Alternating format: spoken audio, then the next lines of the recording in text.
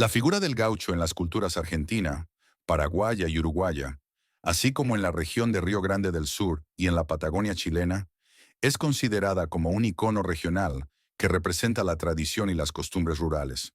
Por ser habitante del campo, mantiene semejanza con otros habitantes rurales de a caballo, y sobre todo como jinete, como por ejemplo el guaso chileno, el charro mexicano, el chalán peruano, el montubio ecuatoriano, el llanero colombo venezolano, el vaquero paraguayo y el cowboy estadounidense.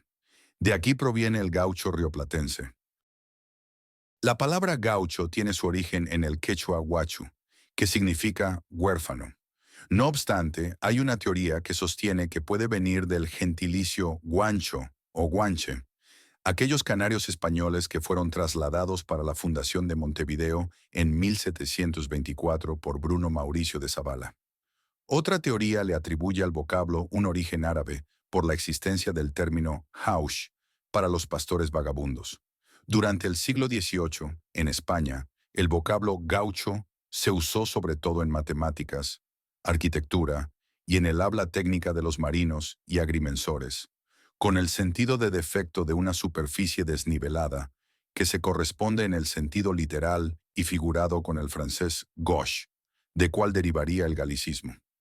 Se puede observar que, inicialmente, se trataba de una palabra de una connotación muy negativa, según diccionarios españoles de la época. Según el historiador argentino Ricardo Rodríguez Molas, los campesinos andaluces eran denominados gachos. Este término habría sido exportado al virreinato y hubiera evolucionado de manera similar en el Cono Sur durante el siglo XVI. Hoy en día sigue siendo vigente en algunas lenguas gitanas de la península ibérica.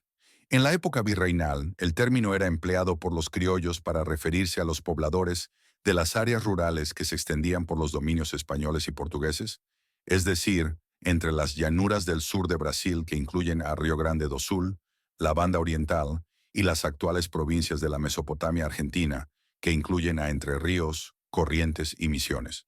La palabra se empieza a utilizar hacia finales del siglo XVIII, siendo 1771 el año en el que se registró el término, por primera vez. Originalmente, se trataba de un sustantivo de alto poder peyorativo para referirse a los vagabundos del campo, personas que vivían alejados de la sociedad organizada, sin ser empleadores o empleados de nadie, errando por las pampas y viviendo a base de la vaquería, e incluso robando y vendiendo lo que no era suyo.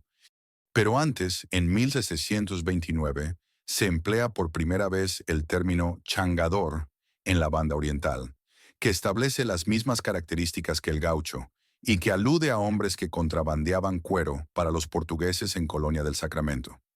En 1746 surge el término gauderio para aludir al mismo tipo de hombre. Respecto del origen del vocablo, se puede considerar como probado que gauderio era común en el portugués, por lo menos desde la segunda mitad del siglo XVII, derivado de gaudere, de origen latino, con el significado de buena vida. Gauderio en portugués vale por malandrín, desvergonzado, perezoso, vividor y vagabundo. Ya entrado el siglo XIX, el caudillo salteño Martín Miguel de Güemes observó durante el sitio de Montevideo, 1812-14, que la palabra se empezaba a emplear por revolucionarios, poetas y hombres de campo como un término de vigor y nobleza, en respuesta a los realistas, que seguían utilizándola como una injuria. Cuando el caudillo salteño regresó a su tierra, comenzó a llamar gauchos a los integrantes de las caballerías locales. Fue el heroico comportamiento de estas milicias que con el tiempo contribuyeron a modificar la semántica del término. Lo mismo haría el general José Gervasio Artigas. Ya entrado el siglo XIX, la palabra hacía referencia a aquellos hombres que vivían de los vacunos salvajes y cimarrones.